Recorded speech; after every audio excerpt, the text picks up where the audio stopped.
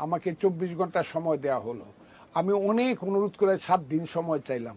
পরে দেখলাম আমাকে আরও ২৪ ঘন্টা সময় দেওয়া। আচ্ছা, আমার দল যা করছে, আমি ২৪ ঘন্টার মধ্যে যে উত্তরটা দিছি সেই উত্তরটা দয়া করে আপনারা দেইখা নিয়েন।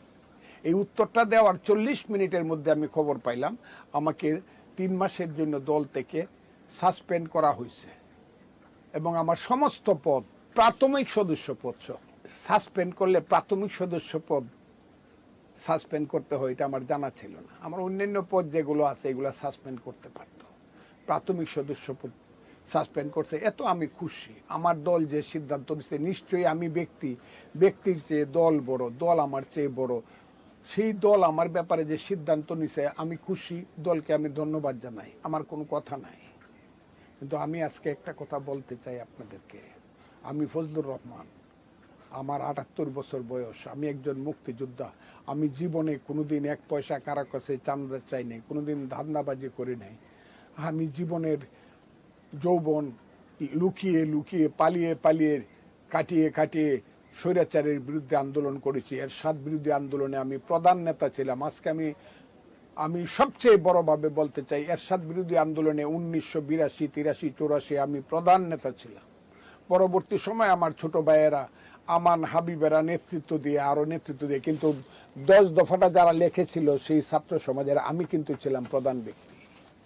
১০ দফা ছাত্র সংগ্রাম পরিষদের ১০ দফা। সেই ফজলুর রহমান এত সংগ্রাম, এত আন্দোলন, এত কষ্ট। আমার বাড়ির সামনে গিয়া যেদিন, কথাটা খুব ক্লিয়ার, আমার বাড়ির সামনে গিয়া ৮-১০টা ছেলে পেলে যেদিন কুৎসিত স্লোগান দিল আমার নামে, সারা পৃথিবী যেটা দেখলো, যাকে মব জাস্টিস বলা হয়, সেই দিন আমার দল আমার বিরুদ্ধে অ্যাকশন নিল, এইসব কুৎসিত স্লোগানের বিরুদ্ধে। তা তো আমি খুশি। আমি আজকে আপনাদেরকে বলতে, কিন্তু আমার মুখ বন্ধ থাকবে না। আমার মুখের উপরে কিন্তু দল কোনো এম্বার্গো দেয় না। আমি শুধু বলতে চাই, আমি রাজনীতি করব এবং সঠিকভাবে রাজনীতি। অনেকে বলে আপনি কি অন্য কোনো দলে যাবেন? নো। আমি আবারও বললাম নো।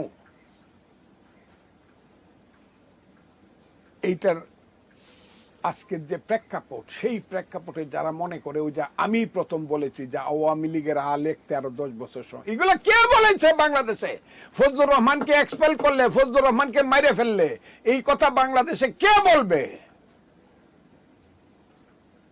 এবং এটা যারা করেছেন তাদেরকে ধন্যবাদ দিয়ে বলতে চাই, না আমি এসব চিনি, কিন্তু আমি আমার সঠিক কথাগুলো বলে যাব এবং মানুষ মুক্তভাবে যে কথাগুলো শুনতে চায় বাংলাদেশের স্বাধীনতা সংগ্রামের ব্যাপারে, সেই কথা বলি আমি একদম নিষ্কণ্টকভাবে, নির্জলা সত্য কথাগুলো আমি বলে যাব আমার মতো করে। একজন পছন্দ করতে পারে, নাও করতে পারে। ১, ২ নম্বর হলো বাংলাদেশ কিভাবে বাঁচবে, বাঙালি জাতি অথবা বাংলাদেশি জাতি আমরা যাই বলি, এই কথাটার উপরে আমার কথা আছে। বিএনপি বিশ্বাস করে বাংলাদেশি জাতীয়তাবাদে, এটা সত্য। বিএনপি বিশ্বাস করে বাংলাদেশি জাতীয়তাবাদে, যেটা জিয়াউর রহমান সাহেব করে গেছে, এটা সত্য। এটা হলো রাষ্ট্র সত্তার সঙ্গে জড়িত জাতীয়তাবাদ। আর আমি যে বাঙালি জাতীয়তাবাদের কথাটা বারবার বলি, সেটা হলো নৃতাত্ত্বিক, ভাষাভিত্তিক জাতীয়তাবাদ। কাজে দুইটার মধ্যে কোনো কন্ট্রাডিকশন নাই, এখানে বাঙালিও আছে, বাংলাদেশিও আছে। আমি সেই কারণে বলতেছি, এই বাংলাদেশি বাঙালি যতদিন জীবিত থাকবে, মুক্তিযুদ্ধ ততদিন বেঁচে থাকবে। যারা মুক্তিযুদ্ধের বিরুদ্ধে বলে আজকে মুক্তিযুদ্ধকে কলুষিত করছে, অপমান করছে, অন্ধকারে নিয়ে যাচ্ছে, যারা মুক্তিযুদ্ধকে ছুঁড়ে ফেলে দিতে চাচ্ছে, তাদের বিরুদ্ধে আমি আবারও বলতে চাই, যতদিন আমি বেঁচে আছি, যারা মুক্তিযুদ্ধের বিরুদ্ধে কথা বলে, স্বাধীনতা সংগ্রামের বিরুদ্ধে যারা কথা বলে, সেই জামাত শক্তি, সেই আলবদরকে যারা ভুলতে পারে নাই, সেই রাজাকারের, সেই ১৯৭১ সনের শত শত বুদ্ধিজীবীকে হত্যা, সেই হাজার হাজার মা বোনের দর্শনের কথা, লাখ লাখ মানুষকে হত্যার কথা পাক বাহিনীর সাথে মিলে যারা ভুলতে পারে নাই, তারা যদি এখনো বলে, আমার শেষ নিঃশ্বাস পর্যন্ত যারা মুক্তিযুদ্ধের বিরুদ্ধে বলবে, তাদের বিরুদ্ধে আমি দাঁড়াবো। কথা খুব ক্লিয়ার। আর আমি প্রগতি পক্ষে থাকব।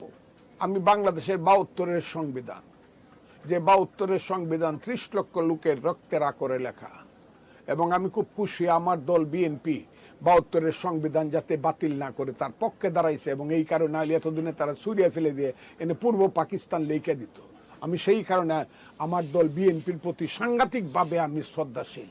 বিএনপি জায়গাতে দাঁড়াইছে, সেই গণতন্ত্র, সমাজতন্ত্র, ধর্মনিরপেক্ষতা, জাতীয়তাবাদে বিশ্বাসী ব্যক্তি আমি চাই এরপরও যদি কোনো গ্যাপ থেকে থাকে সংবিধানে, সেই সংবিধান ছুঁড়ে ফেলে দেওয়া নয়, সংশোধন করা হোক, আরো 2টা নীতি লাগাই লওয়া হোক। আমি তো না করি না, কিন্তু it must be through a process of parliament, সংসদের আইনের মাধ্যমে এটা হইতে হবে। এটা লাগুক, আমার কোনো আপত্তি নাই। এবং আমি এটাও চাই, আজকে চাই এবং আগামী দিনে চাবো, প্রত্যেক দিন আমি চাবো এই দেশ একটা সুস্থ অবস্থার মধ্যে দিয়ে আসুক। এইটা কোনো দেশ না। এদেশে বাজারে গেলে আগুন লাগছে, এদেশের রাজনীতিতে আগুন লাগছে, এদেশের সমাজে আগুন লাগছে, এই দেশে কোনো মানুষ নিরাপদ না। কোনো মানুষ এখন বিশ্ববিদ্যালয়ের ছেলেরা, ওই ইঞ্জিনিয়ারিং ইউনিভার্সিটির ছেলেরা মিছিল করে আইসে লাঠি পিঠা খাইতে হয়। এখনো আমি এটা চাই না। আমি চাই না এই দেশ অশান্ত থাকুক। আমি চাই না ঢাকা বিশ্ববিদ্যালয়ে গোলাম আজম আর নিজামীদের ছবি দিয়া বলুক যে গোলাম আজমের বাংলায় মুক্তিযুদ্ধের স্থানে, এই স্লোগানে আমি শুনতে চাই না। আমি রাজাকারী কোনো স্লোগান আমি এদেশে শুনতে চাই না। আমি মুক্তির স্লোগান শুনতে চাই, প্রগতির স্লোগান শুনতে চাই। আর আমি নতুন প্রজন্মকে আমি আহ্বান করতে চাই, হে বাংলার নতুন প্রজন্ম, তোমরা আমার সন্তান, আমাদের সন্তান। আমরা এই দেশটা স্বাধীন করেছি বলে এই দেশটার নাম বাংলাদেশ। এই দেশে তোমরা আজকে লেখাপড়া করো, বিশ্ববিদ্যালয়ে, কলেজে, স্কুলে। আমি তোমাদেরকে অনুরোধ করব, সব গান গাও, সব কিছু করো তোমাদের মতো করে। আজকে নতুন গান হয়তো বা আমরা বুঝি না, তোমরা বুঝো, ভালো লাগে, করো। তোমরা ড্রাম বাজাও, এত কোনো আপত্তি নাই। কিন্তু এই অশ্লীল যে স্লোগানগুলো তোমরা দেও, এখন যেটা শুরু হয়েছে, সেই অশ্লীল স্লোগানগুলো থেকে তোমরা আল্লাহর ওয়াস্তে বিরত থাকো। না হয় জাতি হিসাবে আমাদের মাথা নত হয়ে যাচ্ছে। পৃথিবী আমাদেরকে অমানুষ হিসাবে, অসভ্য হিসাবে ট্রিট করছে। 1। 2 নম্বর হলো, আজকে নতুন প্রজন্মকে আমি অনুরোধ করব, মুক্তিযুদ্ধের ইতিহাসটা পড়ো, মুক্তিযোদ্ধার ইতিহাস পড়ো। প্রত্যেক ঘরে ঘরে, প্রত্যেক এলাকায় প্রত্যেকটা মুক্তিযোদ্ধার একটা ইতিহাস আছে, সেইটা পড়ো। এটা পড়ে তোমরা মুক্তিযুদ্ধকে বাঁচাও, দেশকে বাঁচাও। এবং আমি যতদিন বেঁচে থাকবো মুক্তিযুদ্ধের সঙ্গে থাকবো, দেশের মানুষের সঙ্গে থাকবো, প্রগতির সঙ্গে থাকবো, আলোকিত সমাজের সঙ্গে আমি থাকতে চাই। আমি অন্ধকারের দিকে, মধ্যযুগের বর্বরতার দিকে দেশ চলে যাক, আমি এটা চাই না। আমি তাই বলছি, আমি এই জায়গাতে আমি পলিটিক্স থেকে কোনোদিন বিরত হব না। কথা আমার খুব ক্লিয়ার। যারা ফেসিস বলেন, আমি 1 নম্বরে ফজলুর রহমান হাসিনা সরকারকে ফেসিস সরকার বলেছি। এরপর থেকে আমার যে টকশো, এই টকশোর সাক্ষী হলেন আপনি। আপনি আমার কত টকশো নিয়েছেন অফুরন্ত, এবং আপনি আমাকে টকশোতে ইন্টারেস্টেড করেছেন এবং মানুষের কাছে প্রাথমিকভাবে পরিচয় করেছেন। আমি আজকে আপনাকে বললাম, আপনার যুগান্তর ইউটিউবে আপনি করেছেন। আপনি জানেন আমি কি করেছি, কত শক্ত শক্ত শক্ত শক্ত কথা বলেছি। এবং 2024 সনের 7ই জানুয়ারি যখন শেষ পর্যন্ত ইলেকশন করেই ফেললো হাসিনা সরকার, আপনি এসেছিলেন। আমি আপনাকে একটা সাক্ষাৎকার দিলাম 8ই জানুয়ারি রাতের বেলায়। আপনি তো এসে বললেন যে 5 বছর তো শেখ হাসিনা থাকবে, তার তো এখন সে সার্টিফিকেট পেয়ে গেছে, কনফার্ম। আমি তখন বলেছিলাম শেখ হাসিনা 6 মাসের বেশি থাকতে পারবে না। এগুলো কি বলবো আজকে? আমি কথা বললে পরে আমার চোখে পানিও আসে, মনে আবেগও আসে। আমার কথা কোটি কোটি মানুষ এই দেশে শুনে। সেই ফজলুর রহমান আমি বলতেছি, আপনি যখন জিজ্ঞাসা করলেন কে শেখ হাসিনাকে সরাবে, আমি তখন আঙ্গুল তুলে বলেছিলাম আল্লাহ সরাবে। এবং আল্লাহর সেই বাণী আমি বলেছিলাম, ওয়াতাইজ্জু মান্তাস শাহু ওয়াতা জিল্লু মান্তাস শাহু বিয়াদিকাল খায়ের ইন্নাকা আলা কুল্লে শাইন খাতির। আর করবে কে? আল্লাহর সৃষ্ট আশরাফুল মখলুকাত মানুষ তাকে সরাবে। এবং 6 মাসের মধ্যে, না হইলেও 7 মাসের মধ্যে, জুলাই মাসের 5 তারিখ থেকে 6 মাস যাওয়ার সঙ্গে সঙ্গেই শেখ হাসিনার বিরুদ্ধে যে আন্দোলনটা শুরু হইল, নির্দোষ একটা আন্দোলন, কোটা আন্দোলন। এই প্রথম আমি বক্তৃতা করে বললাম, বাবারা তোমরা শুধু কোটা চাও, চাকরি চাও, তোমরা এইটাও আপনার কাছে আছে, এটা আমি জানি। তোমরা এই দেশে গণতান্ত্রিকভাবে ভোট দিতে চাও না, গণতান্ত্রিক অধিকার চাও না। যদি চাও তাহলে কোটার সঙ্গে গণতন্ত্রের স্লোগানটা দাও। ধীরে ধীরে এমন একটা পর্যায়ে পৌঁছলো, রংপুরের একজন ছাত্র নেতা শহীদ হলেন, তার নাম হলো আবু সাইদ। আপনার মনে থাকার কথা, আমি বললাম আবু সাইদ হবে 21 শতাব্দীর বীর শ্রেষ্ঠ। এখন কত লোকে বলে, আমি তো আর বকাটা দিতে চাই না, আমি বকতে পারি নাই, বকবে কে বাংলাদেশের এইসব যুবক ছাত্রদেরকে? কারণ আমি তাদের দাদার বয়সের, আমি তো যুদ্ধ করে দেশ স্বাধীন করছি, 78 বছর বয়স, আমি মরি না কেন? আমি তো সবাইকেই বকবো, আমি এই দেশের গার্জেনের একজন। আমি প্রথম টাইটেল দিছি আবু সাইদ হবে বাংলার বীর শ্রেষ্ঠ একবিংশ শতাব্দী। কত কথা না, এখন বলে আমি নাকি শহীদের ব্যাপারে বাজে কথা বলছি। না, আমাকে এই কথা কয়েই তো করলো। আমি সেই আবু সাইদের পরে আন্দোলন সংগ্রাম হলো প্রতিদিন, এবং শেষ দিন 4 আগস্ট 2024 সনে আপনি আসলেন, এইখানে সাক্ষাৎকার দিয়ে বললাম, আপনি সাক্ষী যে শেখ হাসিনার সরকার আগামীকাল 24 ঘন্টা, আগামীকাল বললাম না, বললাম 24 ঘন্টার মধ্যে চলে যাবে, এই একটা সময় আপনি আসলেন। বলে আপনি এত নির্দিষ্ট করে, তো শিওর নিশ্চিত করে কেমন করে বলেন? আমি বললাম, আমি বলি না, আল্লাহ আমাকে বলায়, কারণ হাসিনা সরকার উত্তর সিরানা হয়ে গেছে, এই বাংলাটাই কইছিলাম, উত্তর সিরানা, মুসলমান মরার আগে যেমন উত্তর সিরানা করে হাসিনা, এবং 24 ঘন্টার মধ্যে চলে গেছে। আল্লাহ আমার মুখকে আমার অসম্মানিত করে নাই, আমার স্রষ্টা। হাসিনা চলে গেল। হাসিনা চলে যাওয়ার পরে আমার চেয়ে খুশি ব্যক্তি, সুখী ব্যক্তি আর কেউ ছিল না। ইটনা মিটিং করলাম 10ই আগস্ট, মিটামন মিটিং করলাম 11ই আগস্ট, যেখানে হাজার হাজার মানুষ পেট্রোল নিয়ে গেছিল আব্দুল হামিদে বাড়ি পুড়বার জন্য, আমি পুড়তে দেই নাই। অষ্টগ্রামের মিটিং করলাম 12 তারিখ, মানুষকে বললাম শান্ত থাকো। সেই 10, 11, 12-র আগে 5 দিন হয়তো বা কিছু কিছু কর্মীরা হোক আর অন্যরা হোক, মানুষের উপরে, আওয়ামী লীগের উপরে হোক আর অন্য মানুষের কিছু অত্যাচার করছে। এরপর থেকে আমি এখন চ্যালেঞ্জ করছি, এবং বাংলাদেশের সমস্ত সাংবাদিকদেরকে আমি হাত জোর করে বলছি, ইটনা অষ্টগ্রাম মিটামনের মতো এত শান্ত এলাকা বাংলাদেশে এখন কোথাও নাই। এবং এইটা কারণ হইলো, ওই যে আমি বলছি এখানে কিন্তু কোনো চান্দাবাজি দান্দাবাজি চলবে না, আমি কিন্তু ফজলুর রহমান বইলা গেলাম, সেইভাবে চলতেছে। এরপরেই হঠাৎ করে দেখলাম একদল লোক বলা শুরু করলো নির্বাচন হবে না। কেন হবে না? আমরা কি শুধু ইলেকশনের জন্য আমরা আন্দোলন করছি? নির্বাচন দেওয়ার জন্য আমরা সংস্কার করব। সমন্বয়ক হইল, সেই সমন্বয়করা দেখলাম এরা একে একে সব নেতা হয়ে গেল। আমাদের যে 158 জন সমন্বয়ক ছিল আন্দোলনের সময়, দেখলাম এরা দাবি করে বসলো আর কেউ কোনো আন্দোলন করে না, আমরাই সব করছি। তখনই আমি বলা শুরু করলাম, না, আপনারা সব করেন নাই। গত 15 বছর যাবত জমিটা সৃষ্টি করছে বিএনপি, জমিতে বীজ ফেলাইছে বিএনপি, রোয়া লাগাইছে বিএনপি, এই জমিতে ধানে পানি দিছে বিএনপি, কাঁচা ধানে তেল দিছে বিএনপি, ক্ষেতের ধান হলুদ করছে বিএনপি, সেইটা আপনারা কাইটে দিছেন। আপনারা হইলেন দাওয়াল, এবং সেই দাওয়াল হিসাবে আপনারা 1 ভাগ পাবেন, সব ভাগ তো আপনারা পাবেন না।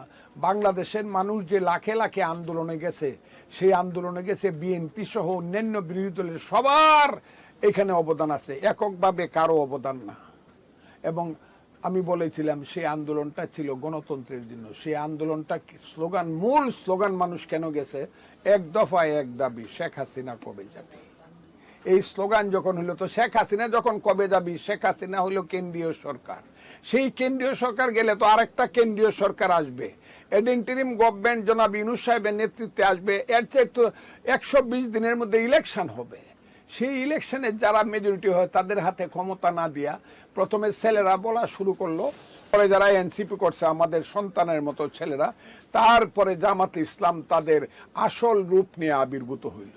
সেই আসল রূপে তারা প্রথমেই বইলে ফেললো, এই দেশে একবার স্বাধীনতা হয়েছিল 47 সনে প্রথম স্বাধীনতা, আর দ্বিতীয় স্বাধীনতা হয়েছে 24 সন, আর 71-এ একটা ঘটনা হয়েছে, এটা গন্ডগোল, ভাইয়ে ভাইয়ে লড়াই।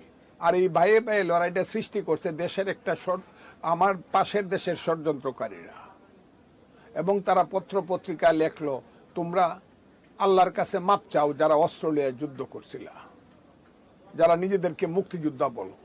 সেই দিন থেকে আমি বললাম, এই রাজাকারের বাচ্চারা, আমারা যে বলেন যে আপনি বকেন কেন, আমি আল বদরের বাচ্চাদেরকে বললাম, এই এখনো কিন্তু মুক্তিযোদ্ধারা জীবিত আছে, এই বাজে কথা বললে কিন্তু আরেকটা মুক্তিযুদ্ধ হবে। তারপরে জামাত শিবিরের বিরুদ্ধে, সাম্প্রদায়িক শক্তির বিরুদ্ধে আমার সংগ্রাম ইউটিউবের মাধ্যমে, মিটিং এর মাধ্যমে, কথার মাধ্যমে, মিছিলের মাধ্যমে আমি করেছি। এবং এই সংগ্রাম করতে করতে যখন মানুষ মনে করেছিল জামাত বোধহয় ৭১-কে ধ্বংস করে দিবে, মুক্তিযুদ্ধকে জামাতিরা এবং স্বাধীনতা বিরোধীরা ধ্বংস করে দিবে, একমাত্র ফজলুর রহমানের নেতৃত্বে ইউটিউবের কথার যে জোর, আমার বক্তব্যের জোর, এবং এরপরে আমার পাশে দাঁড়াইলো, আমি বলতে পারি এখন 50 জনের নাম যারা সারা বাংলাদেশে বলতেছে মুক্তিযুদ্ধ মুক্তিযুদ্ধ মুক্তিযুদ্ধ, রাজাকার রাজাকার, আলবদর আলবদর, এখন কমন কথা হয়ে গেছে, এই আলবদরের বাচ্চা, রাজাকারের বাচ্চা। কিন্তু আমি আর এখন আলবদরের বাচ্চা, রাজাকারের বাচ্চা বলিও না, বলতেও চাই না। কেন বলতে চাই না জানেন? আমি জামাতকে বললাম সোজা পথে ফিরে আসেন। আপনি ইসলাম চান, ইসলামের নামে আপনি পাবলিকের কাছে যান, গিয়া ম্যানিফেস্টো দিয়া বলেন আমরা ইলেকশন করব, আপনারা ইসলামের ভোট দিলে আমরা শরিয়া আইন, কোরআনের আইন করব। কোন? আমি ওই ব্যাখ্যায় পরে যাব, ওইটা আমি আজকে কইহেন তো এটা ব্যাখ্যা কোন? পাবলিক যদি আপনাকে ভোট দেয়, আপনি রাষ্ট্র ক্ষমতায় যান, আপনি প্রধানমন্ত্রী হন, দেশ চালান। আর আমি ফজলুর রহমান, আমি বিএনপি করি, শহীদ জিয়ার দল, শহীদ জিয়া মুক্তিযুদ্ধের ঘোষক ছিলেন, সেই শহীদ জিয়ার দলের মূল কথা হইল গণতন্ত্র। সেই গণতন্ত্রের পক্ষে মানুষকে গিয়া বুঝাবো। মানুষ যদি গণতন্ত্রের পক্ষে, তার ভাত কাপড়ের পক্ষে, তার শিক্ষা শেষে চাকরির পক্ষে, যদি ধর্ম নিরপেক্ষতা শুনো, হে মানুষ ভাই, সবার উপরে মানুষ সত্য, তার উপরে নাই, যদি ভোট দেয়, আপনার সঙ্গে আমারও হবে, তাইলে আমি দেশ চালাবো। আসেন না ভোট করি, কারে দিই না। তারা জানে ভোট করলে তারা ভোট পাবে না, কারণ ৭১-এর বিরুদ্ধে বইলা, মুক্তিযুদ্ধের বিরুদ্ধে বইলা, স্বাধীনতা সংগ্রামের বিরুদ্ধে বলা, স্বাধীনতা সংগ্রামের নেতাদের বিরুদ্ধে বলে, মুক্তিযোদ্ধাদের বিরুদ্ধে বলে দেশে কোনো লোক, কোনো দল ভোট পাবে না। জামাত এটা জানে। এরা আগে যদি পাইতো 7% ভোট, এবার তাদের ভোট যত শক্তি দেখাক, যদিও তারা সারা দেশ দখল করে বসে আছে, সমস্ত অর্থনীতি তাদের দখলে, সমস্ত কলেজ বিশ্ববিদ্যালয় তাদের দখলে, সমস্ত প্রশাসন তাদের দখলে। তাও আমি চ্যালেঞ্জ করছি জামাত ইলেকশনে আসুক, জাতীয় নির্বাচন, এইসব পিআর সিআর এইসব না কইয়া, ডংডাঙ্গের কথা না। হ্যাঁ, আমাদের দেশে আমরা যখন মুক্তিযুদ্ধ করি, আমার সাথে না, অন্য দলে দেখতাম মুক্তিযোদ্ধারা যদি কইছে কালকে অপারেশনে যাওয়ান লাগবো পাক বাহিনীর বিরুদ্ধে, 2-4 জন মুক্তিযোদ্ধা কইছে আমার খুব মাথা ব্যথা, পেট বিষ করে, 2টা রোগই দেখা যায় না। জামাত যদি বলে ইলেকশনে গেলে যদি তার পেট ব্যথা করে আর মাথা ব্যথা করে, পিআর চায়, সিআর চায়, কি সংস্কার তারা গত 12 মাসে করছে? আর সংস্কার করতেছে কারা? সংস্কার করতেছে 19 জন লোক, যাদের সবাই হইল বিদেশি পাসপোর্টধারী, এবং তার মধ্যে প্রধান নেতা হইল ডক্টর আলী রিয়াজ, যিনি মার্কিন নাগরিক। আমার দেশের সংবিধানটাকে যিনি ছুঁড়ে ফেলে দিতে চায়। যদি বিএনপি না থাকতো, বাধা যদি না দিত, তাহলে তো এই দেশের সংবিধান এতদিন ছুঁড়ে ফেলে দিত। আমি এইসব কথাগুলা বলার ফলে এই দেশে সাম্প্রদায়িক শক্তি প্রমাদ গণছে। যখন ছাত্র দল বিশ্ববিদ্যালয়ে স্লোগান দিতে গেছে, করতে গেছে, ছাত্র দলকে আমি কিভাবে সমর্থন করছি বক্তৃতা করিয়া।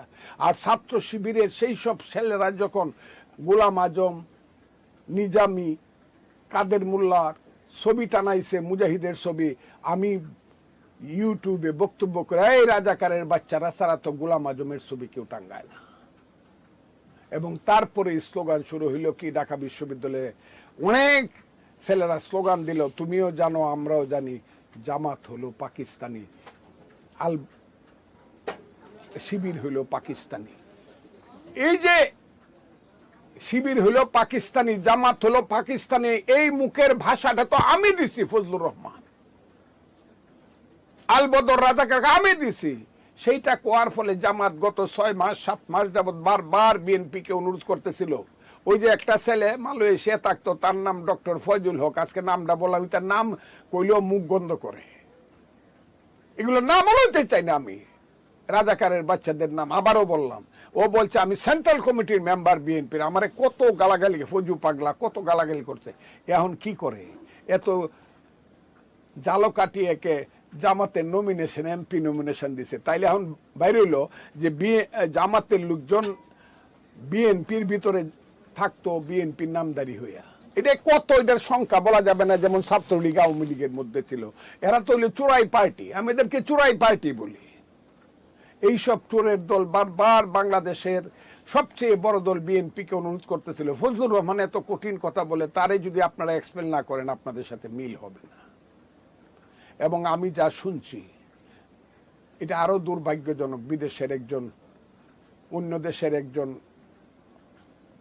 লোক এসেছিলেন, সে মন্ত্রী হতে পারে, মন্ত্রী বা উপপ্রধানমন্ত্রী যেই এসেছিলেন, তারা সবাই যখন দেখলো ফজলুর রহমানকে আর কিছু করা যায় না, দুর্ভাগ্যজনক ওই লোকটা থাকতে থাকতে, এই বাংলাদেশে থাকতে থাকতে আমাকে শোকজ নোটিশ করা